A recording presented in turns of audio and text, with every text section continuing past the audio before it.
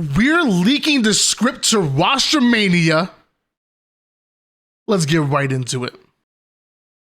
Yo, what's up, guys? Why Not Be Reckless, aka Why Not Be Casting here. I'm one of the HCS commentators, content creators, and grassroots commentators, content creators, and analysts, sorry, as a part of the grassroots. And we have another HCS report where today we're going to be talking all about the Rostermania that went on yesterday, and we're going to be leaking the script or filling in the gaps because now we have some information that's vital and we kind of know a bit of what's going on. In case you missed the last couple videos, we know that Native Gaming deciding to drop collect and running with McWin, APG, Barcode, and a mystery fort going into London and beyond.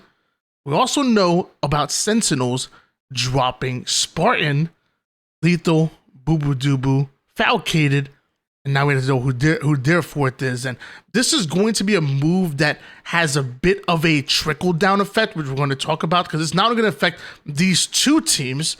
It's going to affect a few or a couple or to a few teams right afterwards. So what you're seeing right here, right now, is Gilki and McWin late on Tuesday, 11:01 p.m. Eastern. We're late at night, going into Empyrean capture the flag into a custom game, probably running around the map for approximately 4 minutes and talking strategy. Just going around the map, talking a little bit of strategy here. And to be honest with you, you could probably sit in there like, is this enough of intel for us to believe that Gilki could be the fort for Native? On the surface, I think it's good, because I think it's pretty decent, but maybe not 100%. I still think that as far as going into a game, just running around talking strategy, you mostly do that with a player or a team that you're looking to go with. In fact, APG and Optic used to do this all the time, where they just ran around the map and would just talk about things, whatever came to their mind.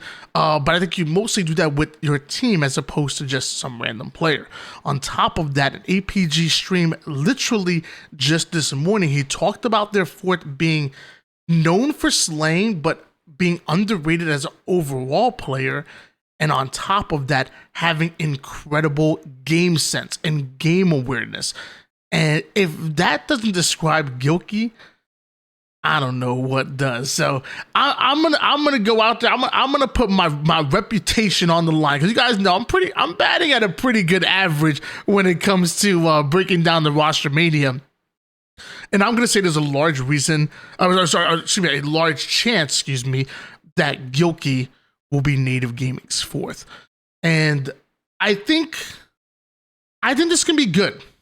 And to be honest with you, maybe this worked well for both sides, by the way, because with Collect being dropped and him going to another team, he's super talented and will have his pick of the litter. And I promise he will be on a very, very good team. So I think this is a move that can work out for both sides. Native Gaming can literally do what Sentinels did after dropping Collect, and that's slow their game down. If Native Gaming wants to play a slower game, I think combining McWin, APG, and Gilki on the same team can give them a core that can control the pace of the game.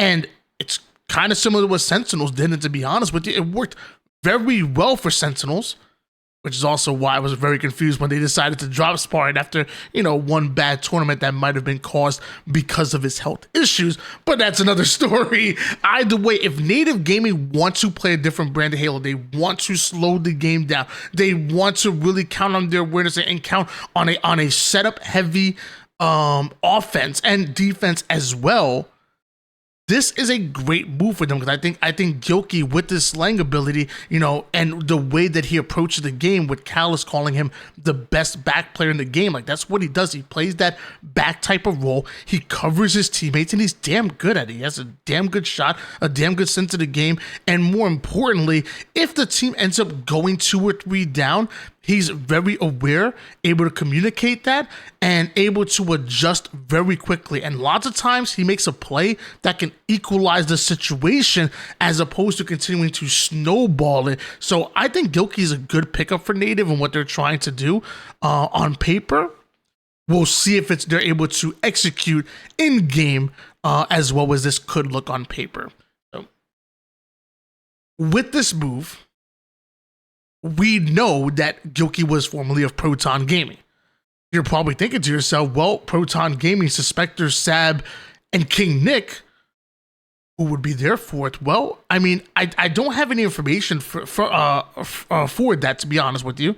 Suspector, Sab, and King Nick, they're fresh off of a top 8 finish, but I will say, if Gilki is leaving this roster and going to Native Gaming, why can't Collect go to Proton? They literally just finished top 8, which is very, very good. I think they've been on a upward trend. Like we knew they had potential, but they've been actually reaching those ceilings. They've been breaking through walls, breaking through barriers, and I think what this could be a momentary setback can also maybe even be a blessing in disguise.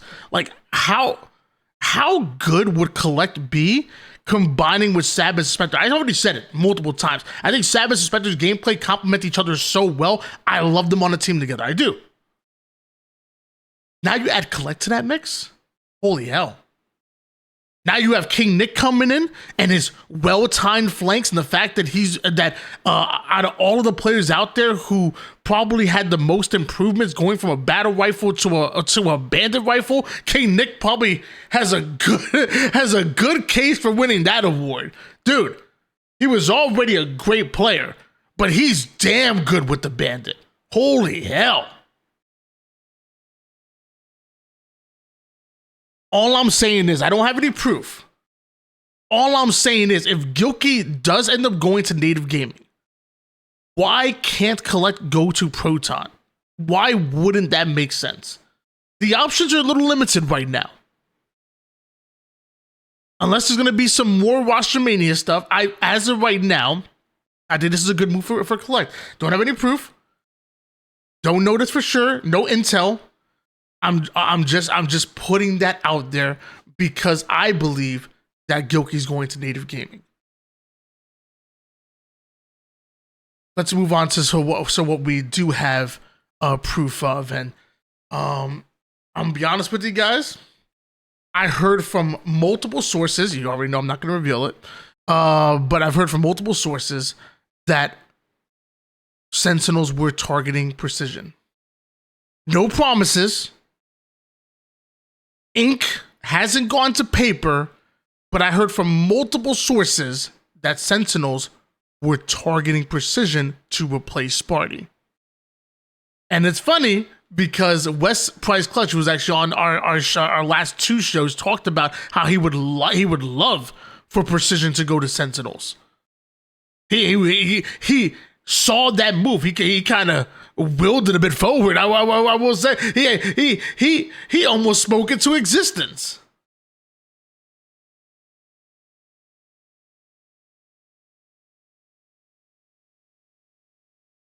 When he said that, I said, well, is there a chance that Sparty and Ryan reunite? He said no. He wasn't a believer. I'm thinking, I'm like, why not? First of all, I would love for Sparty and Precision to be on the same team. That'd be crazy. If somehow you have Sparty and Precision on the same team, wow, what the firepower. But even without him, Huss, Descendant, and the reuniting of Ryan Noob and Sparty, the enemies that turned friends, that turned enemies again, that turned friends again. It's reunited and it feels so weird. Still good, but it does feel weird. Either way, I will say, if they brought in Sparty in place of Precision, I feel like for Ryan Noob's system to work, I think you need a consistent player that can deal damage on the map and that comes in with a ton of firepower. That's Sparty. Outside of Arlington, he has been a consistent slayer a consistent damage dealer, consistently knows how to stay alive and get kills.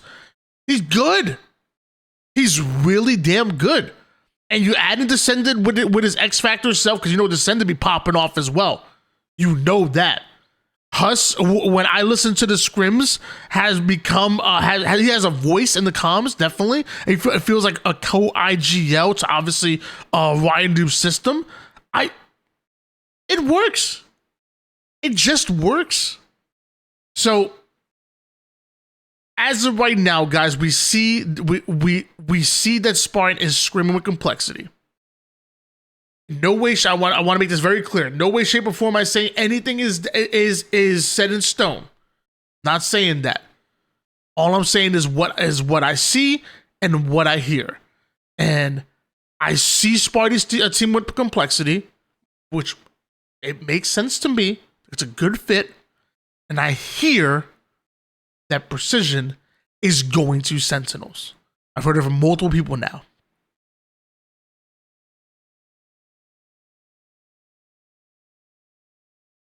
I like the move so far. I'll be honest with you. I do. I'm very interested to see what native gaming look like if Gilki's team with them. Very interested in seeing that. Gilki, McWin, APG, and Barcode. I think that Collect can fit in very well with Proton Gaming. If he likes to go that way, again, no guarantees. I don't even have any word on that at all. I'm just like, well, what's out there without having to make a crazy team change? This is out there. And it makes sense. I'm very interested with Sparty in his instead of Precision, and I think that with the options that are out there, this is probably the best way for them to go. Minus, again, picking away at another team and creating a whole new Rostermania. I think it's the best way for them to go. And honestly, they could do much worse. And any team that picks up Sparty is getting a passionate player, is getting a damn good player. When Sparty's playing at his best, he's making a good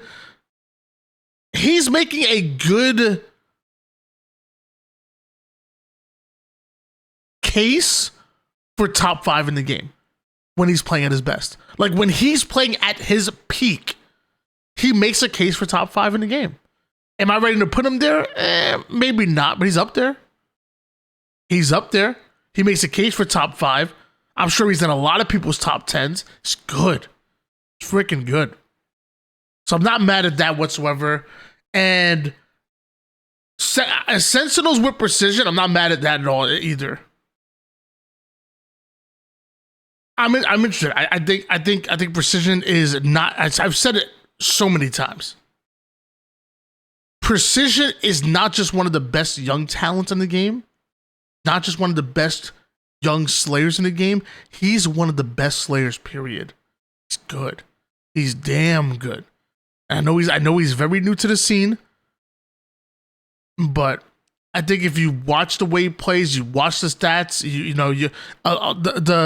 the people that are a little bit newer to the HCS, maybe, or maybe like don't watch it religiously, they may not see it as well as we do. But for the people that consistently watch competitive Halo, you've seen it.